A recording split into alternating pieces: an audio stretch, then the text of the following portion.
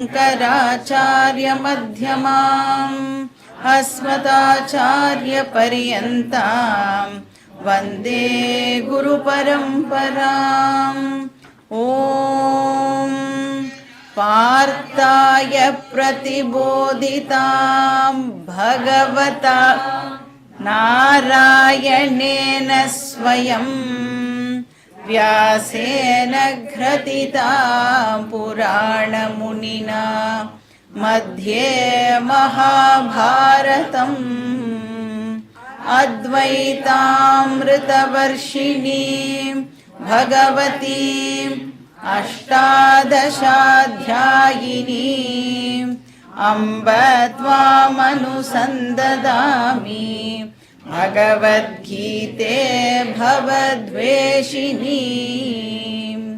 वसुदेवसुतं देवं कंसचाणूरमर्दनम् देवकी परमानन्दम् कृष्णं वन्दे जगद्गुरुं। मूकं करोति वाचालं पङ्गुं लङ्घयते गिरिं यत्कृपातमहं वन्दे परमानन्दमाधवम्। ॐ सहनाववतु सहनौ भुनक्तु सह वीर्यं करवावहै तेजस्विनावधीतमस्तु मा विद्विषावहै। ॐ शान्ति शान्ति शान्तिः। हरिः ॐ श्री गुरुभ्यो नमः। हरिः ॐ।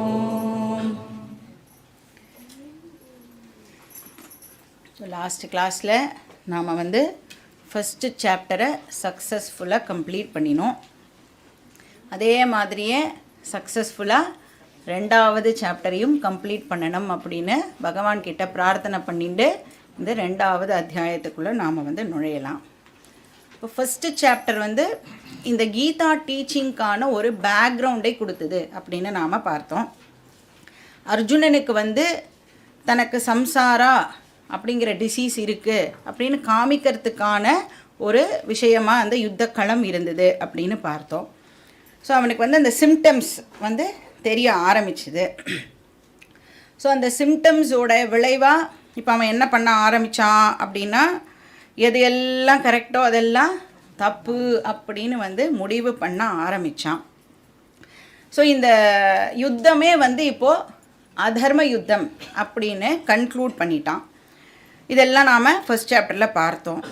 சரி, இப்போ கிருஷ்ணர் அர்ஜுனனுக்கு டீச் பண்ண போகிறாரா அப்படின்னு கேட்டால், டீச்சிங்கை ரிசீவ் பண்ணணுன்னா ஃபஸ்ட்டு அர்ஜுனன் என்னவா ஆகணும்? ஸ்டூடெண்ட்டாக ஆகணும் இல்லையா? இப்போது யாரெல்லாம் தனக்கு ஆத்ம வித்யா வேணும் அப்படின்னு ஆசைப்படுறாளோ அவள் ஃபஸ்ட்டு ஸ்டூடெண்ட்டாக ஆகணும். இப்போ ஸ்டூடெண்ட்டாக ஆகிறதுக்கு ஒருத்தரும் ஒரு 4 ஸ்டேஜஸை க்ராஸ் பண்ணணும் அப்படின்னு பார்த்தோம். ஃபஸ்ட்டு ஸ்டேஜ் என்னது? எனக்கு சம்சாரா டிசீஸ் இருக்குது அப்படின்னா என்ன அர்த்தம்? எனக்கு நிறைய விஷயங்கள் மேலே அட்டாச்மெண்ட் ஆனது இருக்குது. எனக்கு தெரிஞ்சோ தெரியாமலோ நான் நிறைய விஷயங்கள் மேலேயோ இல்லை நிறையா மனுஷா மேலேயோ நான் ஒரு அட்டாச்மெண்ட்டை டெவலப் பண்ணி வச்சுட்டுருக்கேன். அதனால் என்ன ஆகிறது? நிறைய வாட்டி எனக்கு பிடிச்ச விஷயங்கள் என்னை விட்டு போகும்போதோ இல்லைனா எனக்கு பிடிக்காத விஷயங்கள் என்கிட்ட வரும்பொழுதோ என் மனசு சோகப்படுறது. அப்போ அந்த சோகத்தினால் என்ன ஆகிடுறது? நிறைய வாட்டி என்னுடைய புத்தி மந்தமாக போகிறதுனா என்ன அர்த்தம்? புத்தியில் இப்போது அந்த டெல்யூஷன் ஆனது ஏற்பட்டு குழப்பமானது ஏற்பட்டு நிறைய வாட்டி நான் என்னுடைய வாழ்க்கையில் தப்பாக டெசிஷன்ஸ் எடுத்திருக்கேன். இதை நாம் ஒருத்தரும் பண்ணியிருக்கோம் அப்படின்னு ஃபஸ்ட்டு ரெக்கக்னைஸ் பண்ணணும். இது யாரோ அர்ஜுனன் பண்ணுற ஒரு விஷயம் இல்லை. இது எவ்ரிடே நாம் ஒருத்தரும் வந்து இதை அண்டர்கோ பண்ணிட்டு இருக்கோம் அப்படிங்கிறத முதல்ல நாம் வந்து ரெக்கக்னைஸ் பண்ணணும். இப்போ இந்த சம்சாரா ப்ராப்ளம் எனக்கு இருக்குது அப்படின்னு புரிஞ்சுக்கிறதுக்கு பதிலாக நாம் என்ன பண்ணிடுறோம், இந்த பிரச்சனையெல்லாம் எனக்கு ஏற்படுறதே இதுக்கு காரணம் வெளி உலகம்தான் அப்படின்னு நாம் வந்து ப்ளேமை தூக்கி அடுத்தவா மேலே போட்டுடுறோம். ஏன்னா நமக்கு எப்பயுமே என்ன பழக்கம், நான் எப்பவும் கரெக்டு, அடுத்தவா தான் தப்பு. ஏன்னா ப்ளேம் பண்ணி தான் நமக்கு பழக்கமே ஒழிய என்னைக்காவது வந்து என்னுடைய பிரச்சனைக்கு காரணம் நான் தான் அப்படின்னு சொல்லியிருக்கோமா? இப்போ மார்க்கு கூட கம்மியாக வந்ததுன்னா நான் நன்னா தான் எழுதினேன், டீச்சர் கம்மியாக மார்க்கு போட்டா, நான் நன்னா தான் விளையாடினேன், ஆனால் பால் வந்து ஒழுங்காக டேர்ன் ஆகலை. என்ன வேணாலும் வந்து நாம் ரீசன் சொல்லுவோமே ஒழிய நம்ம மேலே வந்து ப்ளேமை எடுத்துக்கவே மாட்டோம். அப்போ ரிலேட்டிவ்ஸோ இல்லை ஃப்ரெண்ட்ஸோ இல்லை கொலீகோ இவா தான் என்னுடைய பிரச்சனைக்கெல்லாம் காரணம் அப்படின்னு சொல்லிடுவோம். இல்லைனா எக்ஸ்டர்னல் கண்டிஷன்ஸ் தான் காரணம். அதனால் என்ன பண்ண ட்ரை பண்ணுறோம், நம்ம என்னோடய ரிலேட்டிவ்ஸை, அப்புறம் என்னோடய ஃப்ரெண்ட்ஸை, அப்புறம் என்னோடய கலீகை இவள் எல்லாரையும் நான் வந்து இப்போது மாற்றுறதுக்கு முயற்சி பண்ணிகிட்டே இருக்கேன். ஏன்னா அவளாம் மாறிட்டா எனக்கு இப்போ இந்த ப்ராப்ளம்லாம் வந்ததில்ல, அதெல்லாம் வந்து இப்போது சால்வ் ஆகிடும். ஸோ அவளை மாற்றுறதுக்கு ட்ரை பண்ணுவேன். ஆர் என்னுடைய எக்ஸ்டர்னல் கண்டிஷன்ஸ் இருக்குல்ல, இப்போ இந்த டேபிள் இங்கே இருக்கிறது எனக்கு வந்து பிடிக்கல அப்படின்னா டேபிளை தூக்கி வேறு எங்கேயாவது வைப்பேன். ஸோ இந்த மாதிரி ஏதாவது ஒரு விஷயத்தை மாற்றி மாற்றி மாற்றி பண்ணி என்னுடைய ப்ராப்ளம் எல்லாம் சால்வ் ஆகும் அப்படின்னு நான் ட்ரை பண்ணுறேன். இப்போ வந்து ஒரு ஏழை இருக்கான்னு வச்சுக்கோங்களேன், ஏழைக்கு என்ன ப்ராப்ளம்? ஏழ்மை தான் வந்து ஏழைக்கு ப்ராப்ளம். இப்போ ஒரு கல்யாணம் ஆகாத பர்சனுக்கு என்ன ப்ராப்ளம்? அந்த அன்மேரீட்னஸ், இந்த பிரம்மச்சரியம், அதுதான் வந்து அந்த பர்சனுக்கு ப்ராப்ளம். கல்யாணம் ஆனவாளுக்கு குழந்தை இல்லை, குழந்தையின்மை, குழந்தை பிறக்கிற வரைக்கும் அது வந்து ப்ராப்ளமாக தெரியும். ஸோ ஒருத்தருக்கு ஒரு மாதிரி கண்டிஷனை வந்து ப்ராப்ளம் அப்படின்னு வந்து எடுத்துக்கிறா. ஸோ இந்த கண்டிஷன் தான் நமக்கு அந்த சோகத்தை ஏற்படுத்துறது அப்படின்னு ஒருத்தரும் வந்து நினைக்கிறா. இப்போ ஏழ்மையை நீக்கிட்டா ஐ வில் பி ஹாப்பி, கல்யாணம் பண்ணிட்டா ஐ வில் பி ஹாப்பி, குழந்தை பிறந்துடுத்துனா ஐ வில் பி ஹாப்பி. இப்படி வந்து கண்டிஷன்ஸை அட்ஜஸ்ட் பண்ணி நான் வந்து என்னுடைய சந்தோஷத்துக்கு வழி பண்ணிகிட்டே இருக்கேன். ஆனால் ரொம்ப சில பேருக்கு மட்டும், அதுவும் அந்த சில பேர் வந்து very very intelligent rare people மட்டும் என்ன டிஸ்கவர் பண்ணுறா, ப்ராப்ளம் வெளியில் இல்லை, ப்ராப்ளம் என்கிட்ட இருக்குது அப்படிங்கிறத வெரி ஃபியூ பீப்புள் ரியலைஸ் பண்ணுறா. அந்த வெரி ஃபியூ பீப்புளில் நாமளும் வந்து நம்மளை சேர்த்துக்கலாம். ஏன்னா நாம் வந்து ஒரு அளவுக்கு நம்மளோட ப்ராப்ளமை இப்போ வந்து ரெக்கக்னைஸ் பண்ணியிருப்போம். நம்ம வந்து நம்மக்கிட்ட தான் இந்த ராக சோக மோக ப்ராப்ளம் இருக்குது. என்கிட்ட தான் ராக துவேஷ காம குரோத இந்த பிரச்சனையெல்லாம் என்னுடைய மனசில் இருக்குது. அப்போ இந்த டிஸ்டர்பன்ஸஸுக்கெல்லாம் அதுதான் காரணமே ஒழிய வெளி விஷயங்களோ வெளி ஆட்களோ கிடையாது. அப்போ நான் வந்து உலகத்தை மாற்றுறதுக்கு இனிமேல் ட்ரை பண்ண மாட்டேன். ஏன்னா ப்ராப்ளம் என்கிட்ட அப்படின்னு டிஸ்கவர் பண்ணிட்டேன். எப்படி வந்து ப்ராப்ளம் என்கிட்ட தான் அப்படின்னு கட்டாயமாக சொல்கிறோம் அப்படின்னா, இப்போ நீங்கள் வந்து ஒரு 80 வயசு தாத்தா கிட்ட போய் கேட்குறேன்னு வச்சுக்கோங்க. தாத்தா வந்து சொல்லுவார், நானும் வந்து என்னெல்லாமோ என்னோடய லைஃப்பில் வந்து பண்ணி பார்த்தேன், ஆனால் அந்த நிம்மதின்னு ஒன்று சொல்கிறாளே அது எனக்கு கிடைச்ச பாடா இல்லை அப்படின்னு அந்த 80 வயசு தாத்தா வந்து சொல்லுவாள்.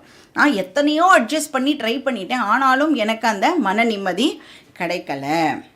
ஏன்னா ஃபஸ்ட்டு நம்ம சின்னவாளாக இருக்கும்போது என்ன சொல்லுவா, நல்லா படிக்கணுன்னு, நல்லா படித்தாதான் நல்ல வேலை கிடைக்கும், நல்ல வேலை கிடைச்சதுனா தான் உன் லைஃபு செட்டில் ஆகும். அப்புறம் நம்மளும் வந்து சரி நல்லா படிக்கணும் போல இருக்குது அப்படின்னு நல்லா உட்காந்து படித்து நல்ல வேலைக்கெலாம் போவோம்.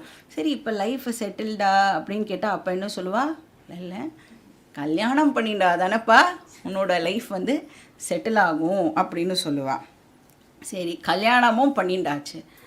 அச்சச்சோ, உனக்கு சொந்தமாக ஒரு வீடு இன்னும் இல்லையா அப்படின்னு சொல்லுவாள். சரி, வீட்டை வாங்கினா உன்னோட லைஃப் வந்து செட்டில் அப்படின்னு சொல்லுவாள். சரி, லைஃப் செட்டில் ஆச்சா பார்த்தா குழந்தை பிறக்கலையா, அதனால தான் வந்து ஏதோ மிஸ்ஸிங் இல்லையா. இப்போ குழந்தை பிறந்ததுன்னா உனக்கு வந்து உன் லைஃப் வந்து செட்டில் ஆகிடும். குழந்தையும் பிறந்தாச்சு, அப்புறம் என்ன, நீ நன்னா படித்த மாதிரி உன் குழந்தையும் இப்போ நன்னா படிக்க வேண்டாமா? சரி, குழந்தையும் நன்னா படிச்சுடுத்தோ, நன்னா வேலைக்கு போயிடுது, அப்புறம் அந்த குழந்தைக்கு கல்யாணம் பண்ணணுமே, அதுக்கப்புறம் அந்த குழந்தைக்கு குழந்தை பிறக்கணுமே, சரி அதுக்கப்புறம் என் பேர குழந்தையெல்லாம் நன்னா படிக்கணுமே, அப்போ தான் என் லைஃப் வந்து செட்டில்டு. அந்த கிரைப் வாட்டர் அட்வர்டைஸ்மெண்ட் ஞாபகம் இருக்கா உங்களுக்கு? என்னாச்சு, குழந்தை அழுதுது, உட்வர்ட்ஸ் கிரைப் வாட்டர் கொடு, அதை தான் நீ குழந்தையா இருக்கும்போது நான் கொடுத்தேன் அப்படின்னு வழியாக நாம் என்ன பண்ணிட்டு இருக்கோம், நன்னா படிக்கிறோம், வேலைக்கு போகிறோம், கல்யாணம் பண்ணிக்கிறோம், குழந்தை பிறக்கிறது, அந்த குழந்தைய நன்னா படிக்க வச்சு, இப்படி இந்த சைக்கிளில் தான் நாம் வந்து சுத்தின்னு இருக்கோம். ஆனால் சாஸ்திரம் சொல்கிறது, பரீட்சலோகான் கர்மச்சிதான் பிராமணா நிர்வேதம் ஆயாத். ஒரு இன்டெலிஜென்ட் பர்சன், ஒரு மெச்சோர்டு பர்சன் என்ன பண்ணுவான் அப்படின்னா, தன்னோட வாழ்க்கையில் நடக்கிற எக்ஸ்பீரியன்ஸஸ்லாம் இருக்குல்ல, அதை வந்து அனலைஸ் பண்ணுவான், பரீட்சை பண்ணி அவன் வந்து என்ன தெரிஞ்சுக்கிறான், வெளியில் நான் எவ்வளோ சேஞ்சஸை கொண்டு வரத்துக்கு முயற்சி பண்ணினாலும் என்னுடைய ப்ராப்ளம் எல்லாம் சால்வ் ஆக மாட்டேங்கிறது அப்படிங்கிறத அவன் வந்து கண்டுபிடிச்சுட்றான். அந்த சம்சாரா டிசீஸ் வந்து அப்படியே தான் இருக்குது அப்படிங்கிறத அவன் கண்டுபிடிக்கிறான். ஸோ ஒன்ஸ் ப்ராப்ளம் வந்து எனக்குள்ளே தான் இருக்குது அப்படின்னு கண்டுபிடிச்சிட்டோன்னா இப்போ என்ன ஆகிடும், அது சால்வ் பண்ணுறதுக்கு நானே வந்து என் சைடுலேருந்து முயற்சி எல்லாம் பண்ணுவேன். அதுதான் நான் வந்து வெளியில் இருக்கிற விஷயங்களெல்லாம் அகெயின் மாற்றுறதுக்கு முயற்சி பண்ணுவேன். அப்போ கூட வெளியில் இருக்கிறத மாற்றத்துக்கு முயற்சி பண்ணுவேன். ஏன் அப்படின்னு சொன்னால், எனக்கு என்னை எப்படி மாற்றிக்கணும்னு தெரியாது. ப்ராப்ளம் வெளியில் இல்லை, உள்ளே தான் இருக்குன்னு கண்டுபிடிச்சாலும் இப்போ என்ன நான் எப்படி மாற்றிக்கிறது அப்படிங்கிறது எனக்கு தெரியலை. இந்த ஸ்டேஜ் தான் நம்ம செகண்ட் ஸ்டேஜ்னு சொல்கிறோம். அதுக்கு பேர் ஹெல்ப்லெஸ்னஸ். என்னாலேயே என்னுடைய ப்ராப்ளம்க்கு சொல்யூஷனை கண்டுபிடிக்க முடியலை.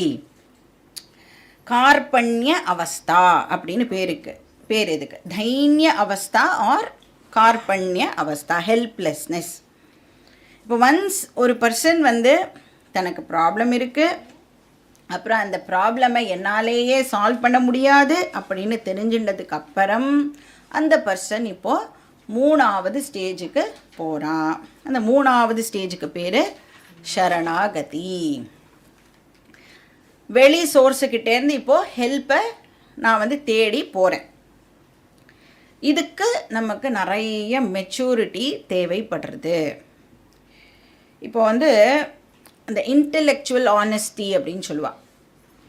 நான் வந்து எவ்வளோ பெரிய படிப்புலாம் படிச்சிருக்கலாம், நான் ஒரு பிஹெச்டியாக இருக்கலாம், நான் வந்து ஆஃபீஸில் பெரிய பொசிஷனில் இருக்கலாம், கார்ப்பரேட்டில் வந்து டாப் பொசிஷனில் இருக்கலாம், அப்படியெல்லாம் இருந்தாலும், ஏன் சயின்டிஸ்டாக கூட இருக்கலாம், அப்படியெல்லாம் இருந்தாலும் இந்த சம்சாரா ப்ராப்ளம் எனக்கு இருக்குது, அதுக்கு என்னாலேயே சொல்யூஷனை கொடுக்க முடியாது, அதனால நான் வேறு ஒரு தேர்டு பர்சன்கிட்ட போகணும், அவாக்கிட்டேருந்து நான் வந்து ஹெல்ப்பை எடுத்துக்கணும் அப்படின்னா எனக்கு அந்த அக்செப்ட் பண்ணுற, எனக்கு இது தெரியலை, ஐ ஆம் இக்னோரண்ட் அப்படின்னு ஒத்துக்கிறதுக்கு கட்டாயம் நம்மளுக்கு ஒரு மெச்சூரிட்டியானது தேவைப்படுறது. அப்போது ஒரு 3வது சோர்ஸுக்கிட்ட போய் நாம் வந்து ஹெல்ப்பை வந்து இப்போது தேடணும். ஐ ஆம் இக்னோரண்ட் அப்படின்னு ரொம்ப ரொம்ப வினயத்தோடு ஒத்துக்கணும், ரொம்ப ஹம்பிளாக, எனக்கு தெரியல, எப்படி நான் என்னை மாற்றிக்கணும்னு தெரியலை, ப்ளீஸ் எனக்கு சொல்லி கொடுங்கோ, ஹெல்ப் பண்ணுங்கோ அப்படின்னு ஒரு டீச்சர்கிட்ட போய் நாம் கேட்கணும். அதுதான் சரணாகதி அப்படின்னு சொல்லணும். டீச்சர்கிட்ட போய் சரண்டர் ஆகணும். ஐ ஆம் இக்னோரண்ட், ப்ளீஸ் எஜுகேட் மீ அப்படின்னு சொல்லணும். அப்புறம் 4வது ஸ்டேஜில் தான் இந்த ஆக்சுவல் நாலேஜ் விஷயம் வந்து ஆரம்பிக்கும். அந்த டீச்சிங் வந்து 4வது ஸ்டேஜில் நம்மளுக்கு கிடைக்கிறது. ஸோ இந்த 3 ஸ்டேஜஸையும் யார் ஒருத்தர் கோ த்ரூ பண்ணுறாளோ அவளுக்கு தான் இந்த கீதா ரிலவெண்ட்டாக இருக்கும். எனக்கு சம்சாரா ப்ராப்ளம் இருக்குது, எனக்கு என்னை எப்படி மாற்றிக்கணும்னு தெரியல, அதனால நான் ஒரு டீச்சர்கிட்ட போய் கேட்குறேன். இப்படின்ற 3 ஸ்டேஜஸும் யார் கோத்ரூ பண்ணுறாளோ அவளுக்கு தான் இங்கே கீதாவில் சொல்கிற விஷயங்கள் வந்து தனக்கு சொல்கிற மாதிரி இருக்கும். இல்லைன்னா வந்து இன்ட்ரெஸ்டிங்காக இருக்காது, ரிலவெண்ட்டாக இருக்காது.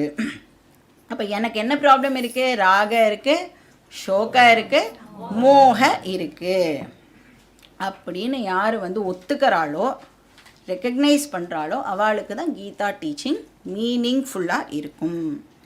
இதை தான் வந்து வியாசர் இன்டைரக்டாக வந்து மகாபாரத கான்டெக்ஸ்ட் மூலமாக நமக்கு புரிய வைக்கிறார்.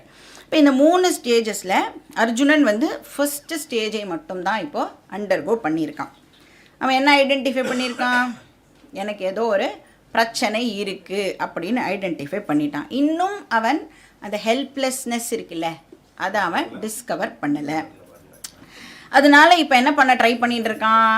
எனக்கு ப்ராப்ளம் இருக்குது, அதனால் நானே எப்படியாவது இந்த பிரச்சனைக்கு சொல்யூஷனை கண்டுபிடிச்சிடுறேன் அப்படின்னு சொல்லி தான் கிருஷ்ணருக்கு என்ன பண்ணிகிட்டு இருக்கான்? இப்போது பெரிய லெக்சரை கொடுத்துட்டு இருக்கான். ஸோ யுத்தத்துலேருந்து எஸ்கேப் ஆகிடலாம் அப்படின்னு அவன் வந்து இப்போது கன்க்ளூட் பண்ணியிருக்கான்.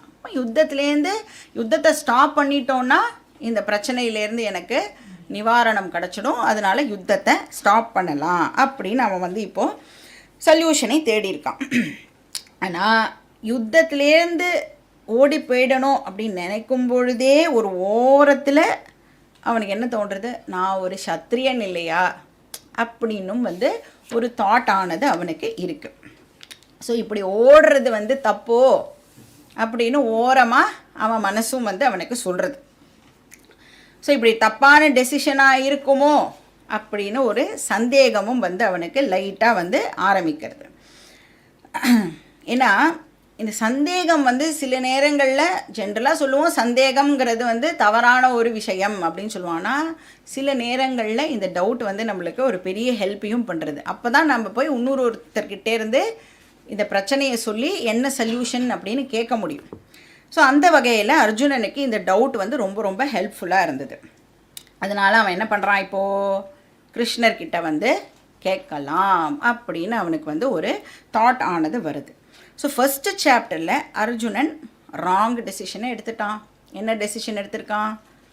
போர் வந்து வேண்டாம் அப்படின்னு ராங் டெசிஷன் எடுத்துட்டான். 2வது சாப்டரில் அந்த தவறான முடிவிலேருந்து இப்போது ஒரு டவுட் ஃபேஸுக்கு வரான். அந்த சந்தேகம் அப்படிங்கிற ஸ்டேஜுக்கு அவன் வரான். இப்போ நாம் கூட வந்து இப்படி தான் லைஃப்பில் வந்து எப்படி ப்ராக்ரெஸ் பண்ணுறோம் அப்படின்னு பார்த்தா ராங் டெசிஷன், டவுட், நாலெட்ஜ், ஒரு விஷயத்தையும் பண்ணுறோம். ராங் டெசிஷன், டவுட்டு, நாலெட்ஜ், விபரிய, சம்சய, ஞானம், இதுதான் வந்து நடக்கிறது. விபரியன ராங் டெசிஷன், அது வந்து தமோகுண பிரதானத்தினால ஏற்படுறது. சம்சயன டவுட்டுன்னு அர்த்தம், ரஜோகுண பிரதானம். ஞானம்னா நாலெட்ஜ், சத்வகுண பிரதான. ஸோ தமஸ், ரஜஸ், சத்வ, இதுதான் நம்மளுடைய ப்ராக்ரெஸ்ஸாக இருக்கணும். இப்போ wrong decision, doubt, right decision. So 2வது சாப்டரோட பிகினிங்கில் இந்த ப்ராக்ரெஸை நாம் வந்து பார்க்கலாம். இப்போ இந்த பேக்ரவுண்டோட 2nd சாப்டருக்குள்ளே நாம் வந்து என்டர் ஆகலாம். Page number 34-35. ஓம் ஸ்ரீ கிருஷ்ணாய பரமாத்மனே நமஹ.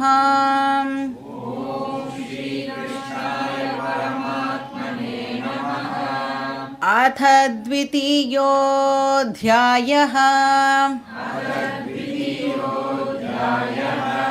சாங்க்யயோகः. சஞ்சய உவாச்ச. தம் ததா கிருபயாவிஷ்டம்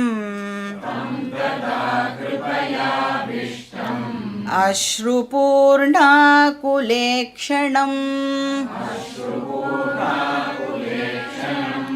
விஷீதந்தமிதம் வாக்யம் உவாச்ச மதுசூதனः.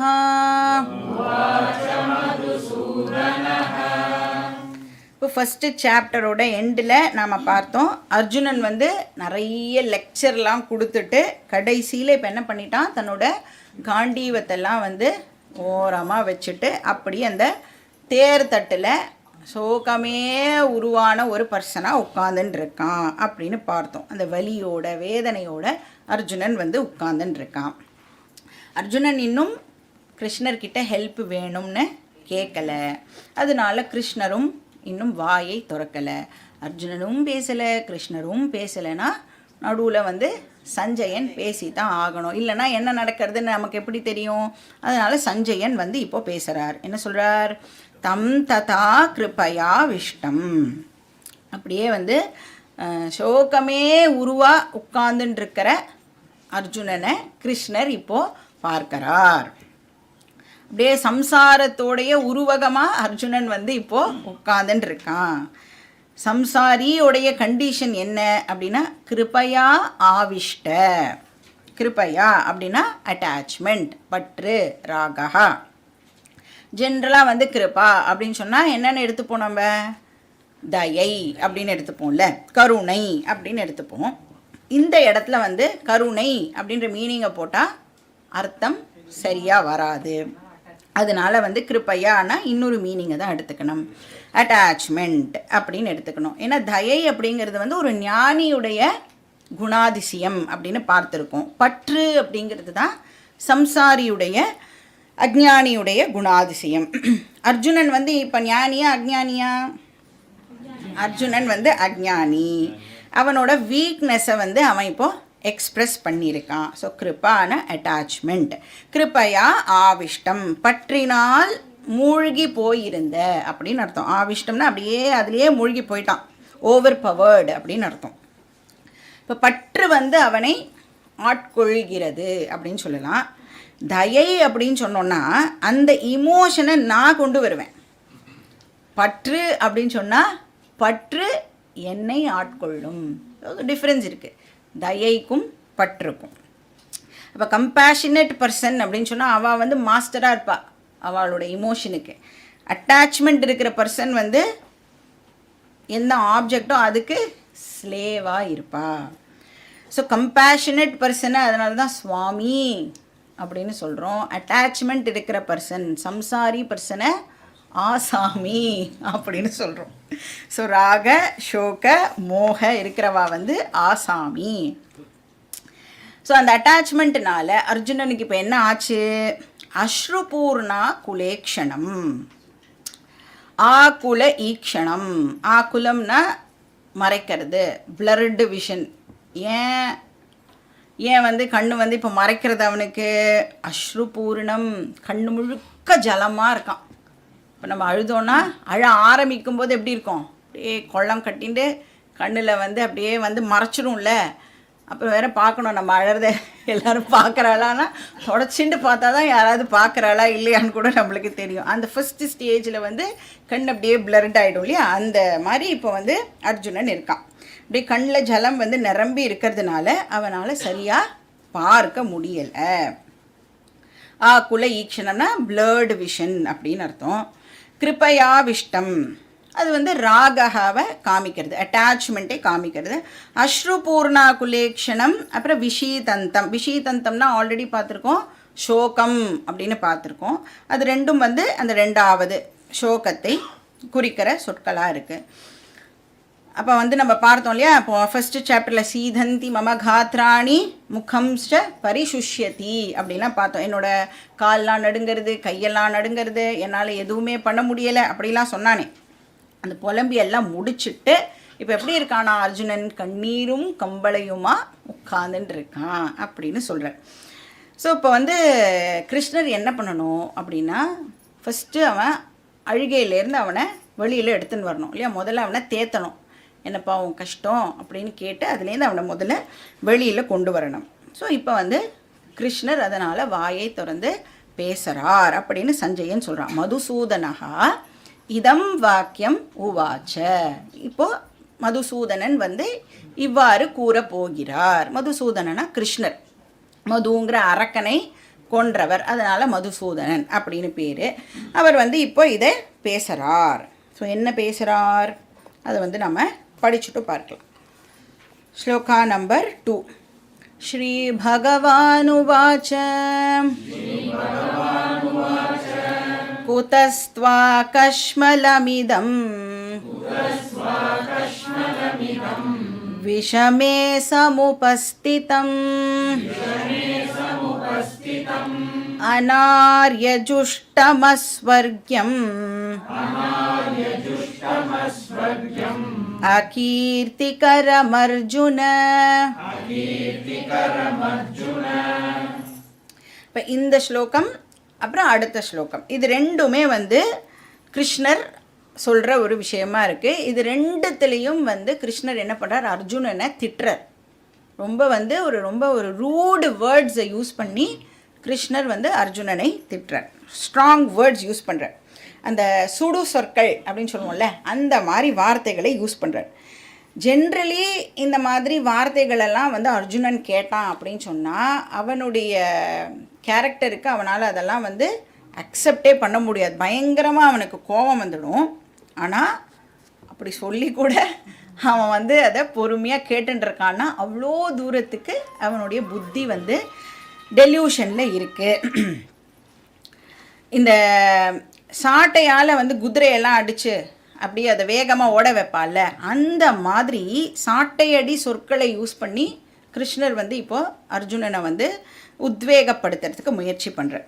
ஸோ என்ன சொல்கிறார், குதஹ இதம் கஷ்மலம் சமுபஸ்திதம். குதஹான எங்கிருந்து, உனக்கு எங்கேருந்து இவ்வளோ கீழ்த்தரமான எண்ணம் வந்தது அப்படின்னு கேட்குறார். எங்கேருந்து இந்த கீழ்த்தரமான எண்ணம் உற்பத்தி ஆச்சு. சமுபஸ்திதம்னா உற்பத்தி ஆகிறதுன்னு அர்த்தம்.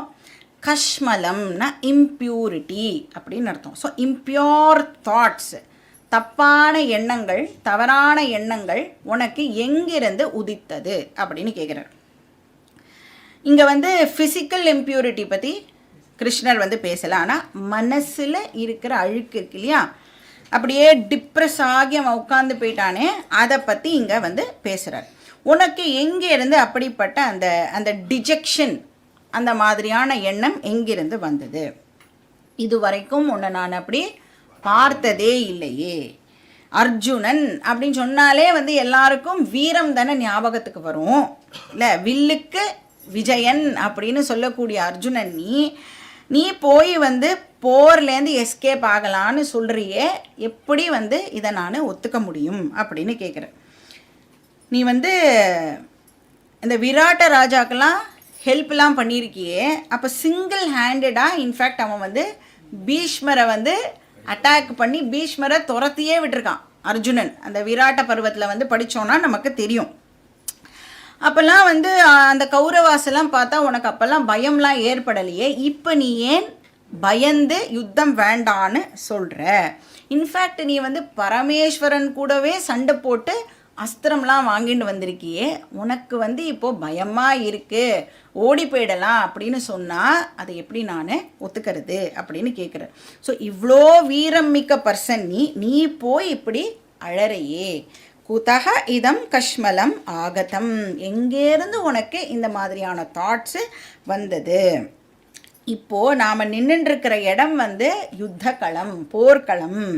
இங்கே வந்து அழறதுக்கெல்லாம் உனக்கு நேரம் எங்கே இருக்குது அப்படின்னு கேட்குறாரு. விஷமே அப்படின்னு சொன்னோன்னா தவறான நேரம், தவறான இடம் அப்படின்னு அர்த்தம். அப்போ ஒரு ராங் டைமில், ராங் பிளேஸில் ஒரு ராங் ஆக்ஷனை நீ இப்போது பண்ணுற அப்படின்னு சொல்கிற. ஸோ உன்ன மாதிரி ஆளுக்கு இந்த தோல்வி மனப்பான்மை எங்கேருந்து வந்தது?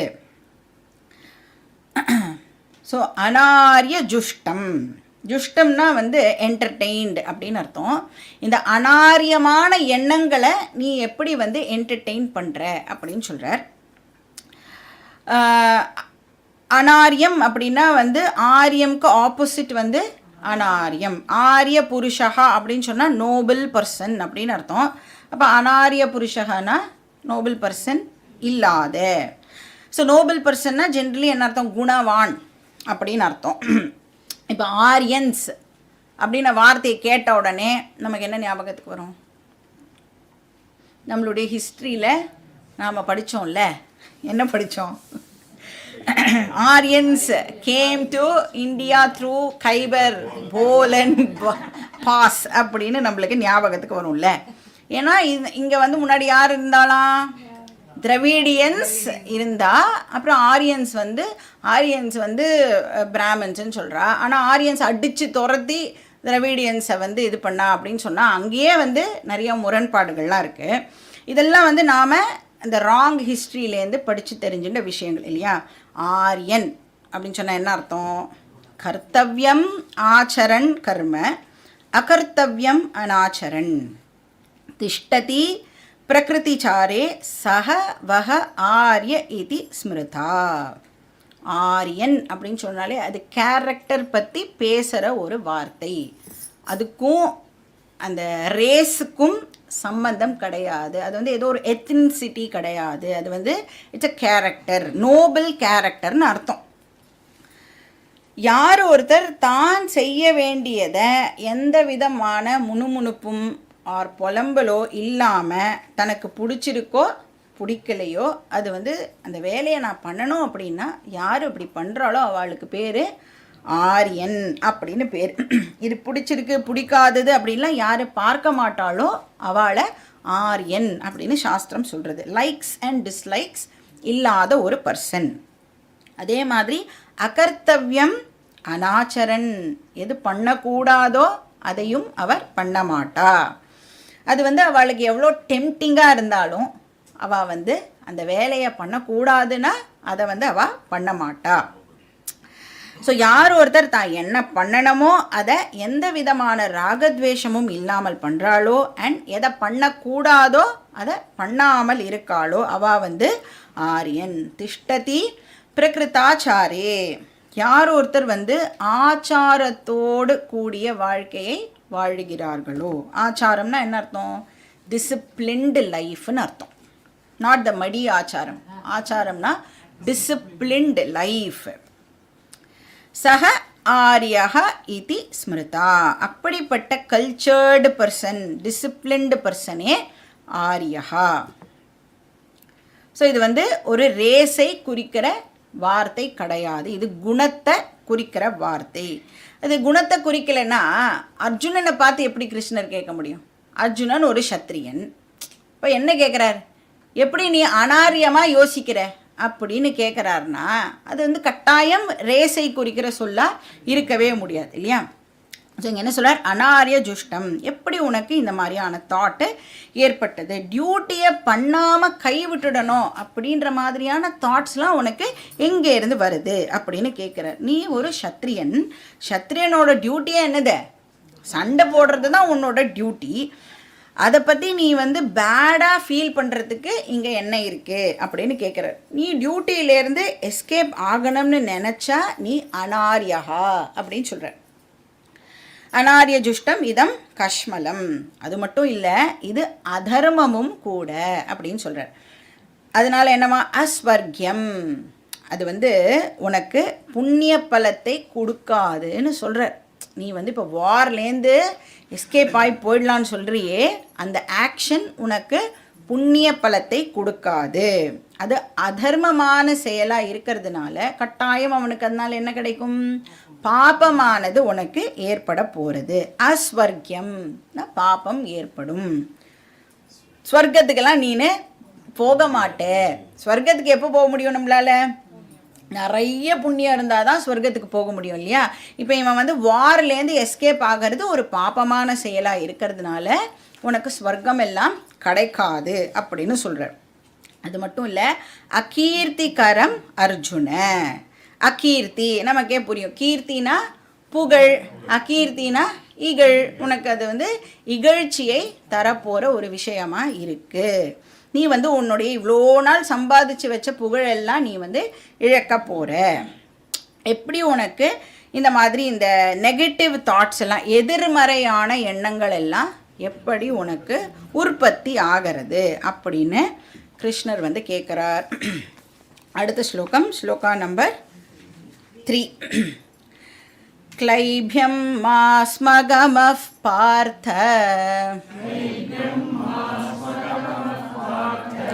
नैतत्त्वय्युपपद्यते क्षुद्रं हृदयदौर्बल्यं त्यक्त्वोत्तिष्ठ परन्तप.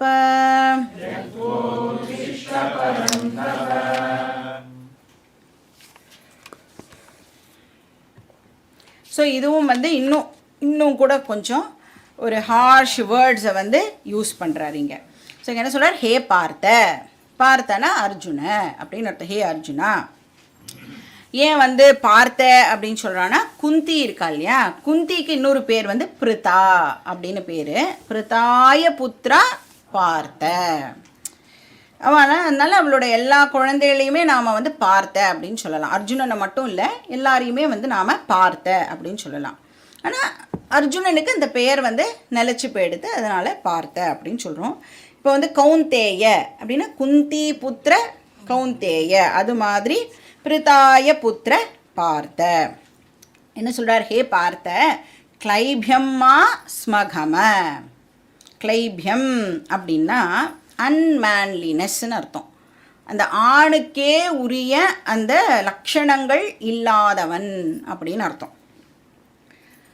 ரொம்ப ரொம்ப பலகீனமான மனசு உடையவன், வீக் மைண்டட்னு அர்த்தம். யாரால் வந்து தைரியமாக ஒரு முடிவை எடுக்க முடியலையோ, யார் ஒருத்தர் கிரைசிஸ் ஏற்படும் பொழுது பின் வாங்குறாளோ அவளுக்கு பேர் கிளிபா அப்படின்னு பேர். அது வந்து மைண்டோட வீக்னஸ்னு அர்த்தம்.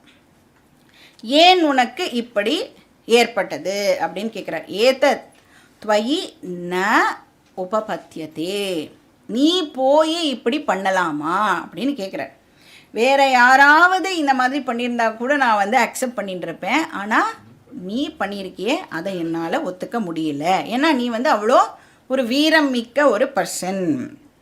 ஏன்னா அந்த விராட்ட போர் நடந்தது இல்லையா, அப்போ வந்து அவரோட பையன் இருக்கான்ல, உத்தரகுமாரன் இருந்தான்ல, அவன் கிட்ட வந்து அர்ஜுனன் சொல்கிறான், நீ வந்து தைரியமாக சண்டை போடு அப்படின்னு சொல்லி கொடுத்து அர்ஜுனனுடைய 10 பேரை சொல்கிறான். அர்ஜுனனுக்கு நிறைய நேம்ஸ் இருக்குல்ல, அந்த 10 பேரை சொன்னாலே, என்னுடைய 10 பேர் சொன்னாலே உனக்கு வீரம் வந்துடும் அப்படின்லாம் சொல்லி கொடுக்குறான். அப்போ பேரை சொன்னாலே வீரம் வந்துடும்னா அந்த பர்சன் வந்து எவ்வளோ ஒரு வீரம் மிக்க ஒரு பர்சனாக இருக்கணும். நீ போய் இப்படி பேசுறியே அப்படின்னு சொல்கிறார். துவயி ந உபபத்தியதே, அப்படிப்பட்ட வீரனான அர்ஜுனன் இப்படி பயந்து பேசலாமா? நீ இப்படி பயந்து போகிறது சரியில்லை, இது வந்து உன்னுடைய ஸ்டேட்டஸுக்கே வந்து ஒத்து வராத ஒரு விஷயம் அப்படின்னு சொல்கிறார். ஸோ என்ன பண்ணணும், நீ ஹிருதய தௌர்பல்யம் தியக்த்வா, உன்னுடைய மென்டல் வீக்னஸ் இருக்கே, ஹிருதயத்தில் ஒரு பலகீனமைப்பை இருக்கே, அதை நீனு ட்ராப் பண்ணு அப்படின்னு சொல்கிற. தௌர்பல்யம்னா வீக்னஸ்னு அர்த்தம். ஹிருதய தௌர்பல்யம், மென்டல் வீக்னஸை நீ வந்து இப்போ ட்ராப் பண்ணு, விட்டொழி அப்படின்னு சொல்கிறார். ஸோ பலகீனமாக இருக்கிற அந்த தன்மையை நீனு தூக்கி எறி. க்ஷுத்ரம் அப்படின்னு சொன்னால் டிஸ்கிரேஸ், இழுக்கு அப்படின்னு அர்த்தம். அது வந்து உனக்கு இழுக்கை தரக்கூடியதாக இருக்குது, அதை நீ தியக்த்வா விட்டுட்டு என்ன பண்ணணும், உத்திஷ்ட எழுந்துரு. அர்ஜுனா முதல்ல நீனு எழுந்துரு அப்படின்னு சொல்கிறேன். இப்போது நாமளே வந்து யாரோ அழுதுன்னு இருக்கான்னு வச்சுக்கோங்க, அழுது புலம்பின்னு இருந்தான்னா ஃபஸ்ட்டு அவகிட்ட என்ன சொல்லுவோம், சரி கண்ணெல்லாம் தொடச்சிக்கோ, முதல்ல எழுந்து போய் மூஞ்சி கீஞ்சி அலமிண்டு வா, அப்புறம் நம்ம பேசலாம், முதல்ல எழுந்துரு, அந்த இடத்த விட்டு ஃபஸ்ட்டு எழுந்துரு அப்படின்னு சொல்லுவோம் இல்லையா. அந்த மாதிரி கிருஷ்ணர் வந்து உத்திஷ்ட, ஃபஸ்ட்டு எழுந்துருடா, அதுக்கப்புறம் நாம் வந்து என்ன பேசணுமோ பேசலாம் அப்படின்னு சொல்கிறார். ஸோ எப்படி அட்ரஸ் பண்ணுறார் கிருஷ்ணர் அவனை, பரந்தப அப்படின்னு அட்ரஸ் பண்ணுறார். எதிரிகளை அழிப்பவனே அப்படின்னு அர்த்தம். ஸோ பரந்தப, எழுந்து சண்டை போடுறதுக்கு நீ தயாராகு அப்படின்னு சொல்கிறார். இங்கே இன்னும் வந்து கிருஷ்ணர் அர்ஜுனனுக்கு டீச் பண்ண ஆரம்பிக்கலை. இன்னும் கர்மயோகம் பற்றிலாம் ஒன்றும் சொல்லலை, ஞான யோகம் பற்றிலாம் ஒன்றும் சொல்லலை. சும்மா வந்து ஃபஸ்ட்டு அவனை அந்த உற்சாகப்படுத்துறதுக்காக வந்து சில ஸ்ட்ராங் வேர்ட்ஸை யூஸ் பண்ணுறார். ஏன் வந்து கிருஷ்ணர் இன்னும் கீதா டீச்சிங்கை ஆரம்பிக்கலை? 2 ரீசன் இருக்குது. ஒன்று வந்து இன்னும் அர்ஜுனன் கிருஷ்ணர்கிட்ட சரண்டர் ஆகலை, அதை சொல்கிறது கேட்குறதுக்கு தயாராக ஆகலை. எப்போ ஒருத்தர் ஃபஸ்ட்டு காது கொடுத்து கேட்க தயாராகிறாளோ அப்போ தான் நம்மளால் எதுவுமே சொல்ல முடியும். இப்போ டிரான்சாக்ஷன் அப்படின்னு சொன்னாலே என்ன அர்த்தம்? ஒருத்தர் கொடுப்பா, இன்னொருத்தர் வாங்கிப்பா, இதான் நடக்குது. அது பேச்சாக இருக்கலாம், இல்லை ஏதாவது பொருளாக இருக்கலாம்.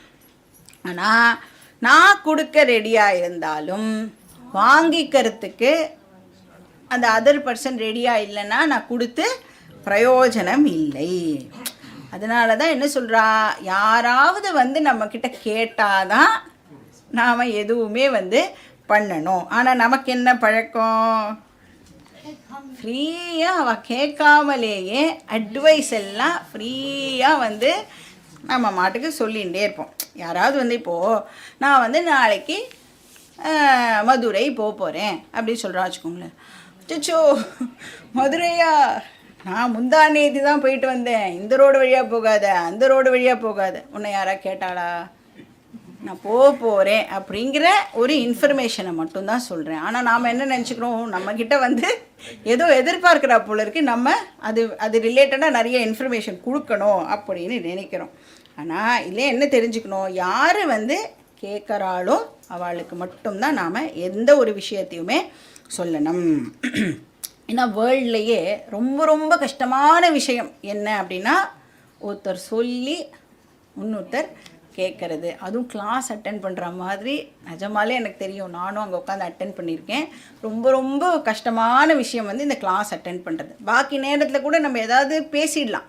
இங்கே என்ன சொல்லியிருக்கோம், நம்ம வாயே திறக்கக்கூடாது, டீச்சர் மட்டும்தான் பேசுவா, நம்ம அப்படியே வந்து புரியறதோ புரியலையோ கேட்டுக்கணும் அப்படின்னு. So very very difficult.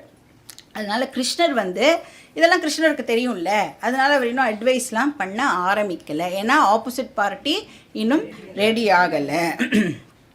And ரெண்டாவது என்ன ரீசன் அப்படின்னா, அர்ஜுனன் வந்து இன்னும் தன்னுடைய மனசில் இருக்கிற இந்த சொச்ச மொச்ச இதெல்லாம் வந்து இன்னும் அவன் வந்து கொட்டி தீர்க்கலை.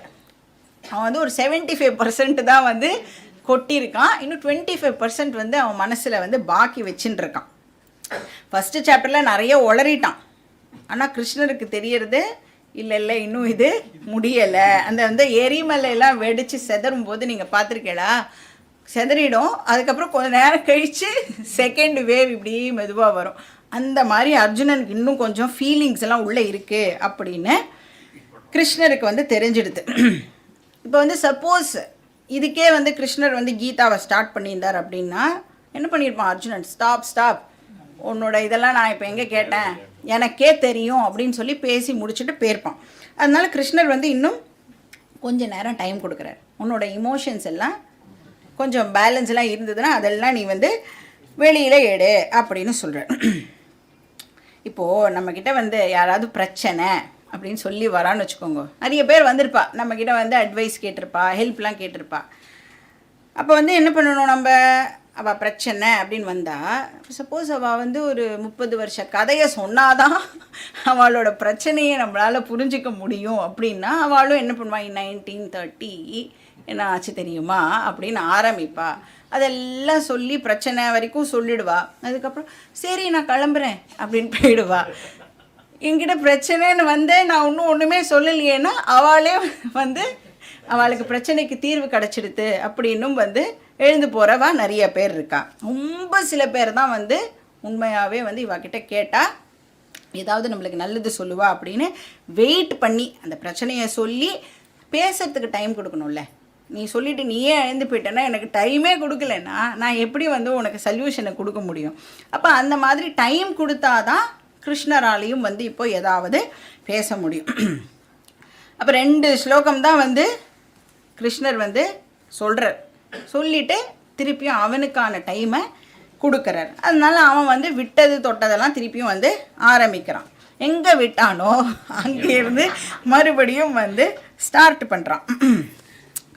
ஸோ நமக்கு மட்டும் இந்த மாதிரி சில நுணுக்கங்கள்லாம் தெரிஞ்சு கொடுத்துனா, யார் யார்கிட்ட எப்படி எப்படி பேசணும் அப்படின்னு தெரிஞ்சு கொடுத்துனா நம்ம வந்து ஹாப்பி லைஃப்பை லீட் பண்ணலாம். இல்லைன்னா என்ன இருக்கும், எல்லாம் இவ்வளோ வந்து நான் அவளுக்கு பண்ணியிருக்கேன், அப்போ கூட அவள் வந்து என்னை சரியாகவே வந்து ட்ரீட் பண்ண மாட்டேங்கிறேன். இப்படிலாம் ஏன் பேசுகிறோன்னா நம்மளுக்கு அடுத்த வாழை ப்ராப்பராக ஹேண்டில் பண்ணுறதுக்கு தெரியலை. ஆனால் கிருஷ்ணருக்கு பக்காவாக எல்லாம் தெரிஞ்சின்றதுனால அவர் வந்து இப்போ அந்த திருப்பி உசுப்பி விடுறாரு அப்படின்னு கூட சொல்லலாம். உசுப்பி விட்டுட்டு என்ன சொல்கிறான் பார்க்கலாம் அப்படின்னு வெயிட் பண்ணுறார். அர்ஜுனன் என்ன சொல்கிறான்? Page number 36-37 shloka number 4. Arjun उवाच कथं भीष्ममहं संख्ये द्रोणं च मधुसूदन इषुभिः प्रतियोत्स्यामि पूजार्हा वरिसूदन. ஸோ மறுபடியும் தேஞ்ச ரெக்கார்டை அவன் வந்து ஸ்டார்ட் பண்ணுறான். கதம் அகம் பீஷ்மம் துரோணம் ச பிரதியோத்ஸ்யாமி. நான் எப்படி வந்து பீஷ்மருக்கும் துரோணருக்கும் எதிராக சண்டை போடுறது. பூஜாரஹா அப்படின்னா அவள் வந்து பூஜிக்க தகுந்தவர்கள் அப்படின்னு அர்த்தம். அவளோட போய் நான் எப்படி சண்டை போடுறது. பூஜாராகவ்னா 2 பேர் இருக்கிறதுனால பீஷ்மர் அண்ட் துரோணர் 2 பேருமே வந்து பூஜிக்க தக்கவர்கள். ஃபஸ்ட்டு சாப்டரில் என்ன சொல்கிறான்? என் மைண்ட் ரொம்ப கிளியராக இருக்குது, அந்த கிளியர் மைண்டோடு யோசிக்கும் பொழுது அவளோட ஃபைட் பண்ணாமல் இருக்கிறது தான் நல்லதுன்னு எனக்கு தோன்றுறது அப்படின்னு சொன்னான் இல்லையா. இஷுபிஹி பிரதியோத்ஸ்யாமி. இஷுபிஹினா அம்புகள் அப்படின்னு அர்த்தம்.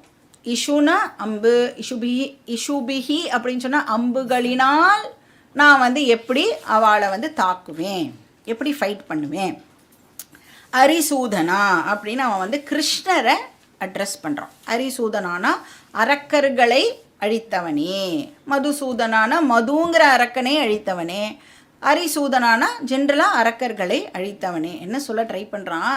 கிருஷ்ணா உனக்கு ப்ராப்ளம் இல்லை, நீ அழிக்கிறவாள்லாம் அரக்கனாக இருக்கான், நான் இப்போ அழிக்கணுமே, அவள் வந்து அரக்கர்கள்லாம் கிடையாது, ரொம்ப நல்லவா அப்படிங்கிறத இப்போ வந்து அவன் பாயிண்ட் அவுட் பண்ணுறான். ராட்சசர்கள்லாம் இல்லை, இவாள்லாம் பூஜிக்கப்பட வேண்டியவர்கள், என்னுடைய குரு, நான் எப்படி வந்து இவாளை அழிக்கிறது அப்படின்னு சொல்கிறான்.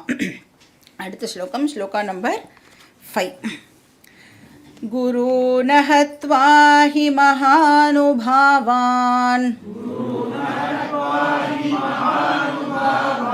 श्रेयो भोक्तुं भैक्ष्यमपीह लोके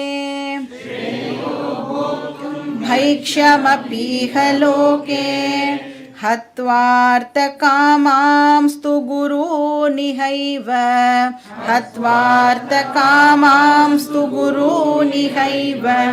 भुञ्जीय भोगान् रुधिरप्रदिग्धान्.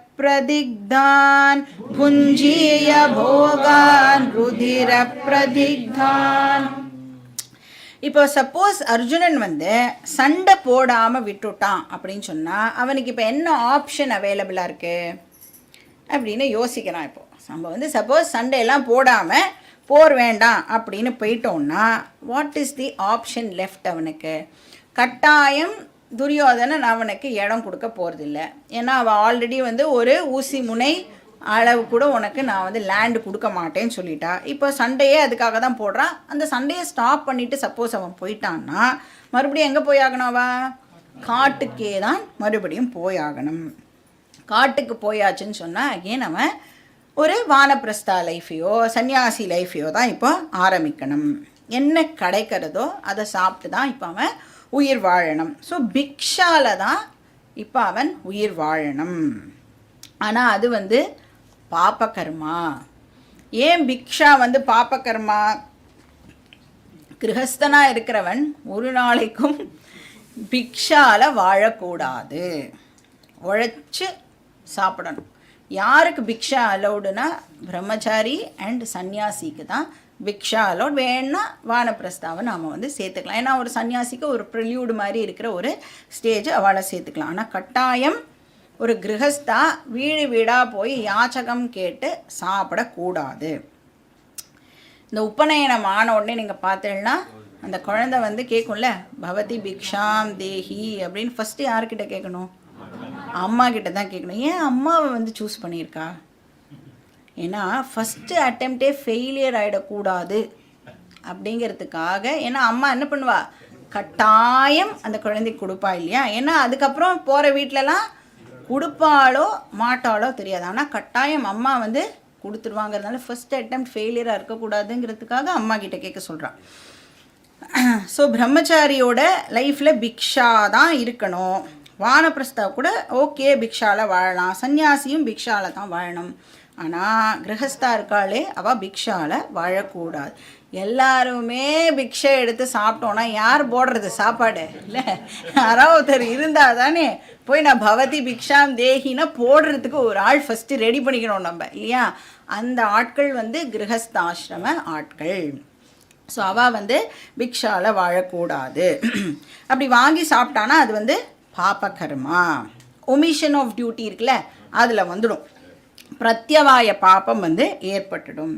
இப்போ அர்ஜுனன் வந்து இப்போ டோட்டலாக ஒரு கன்ஃபியூஸ்டு ஸ்டேட்டில் இருக்கிறதுனால பீஷ்மர் அண்ட் துரோணரை கொல்றது பாப்பம் அப்படின்னு சொல்கிறான்.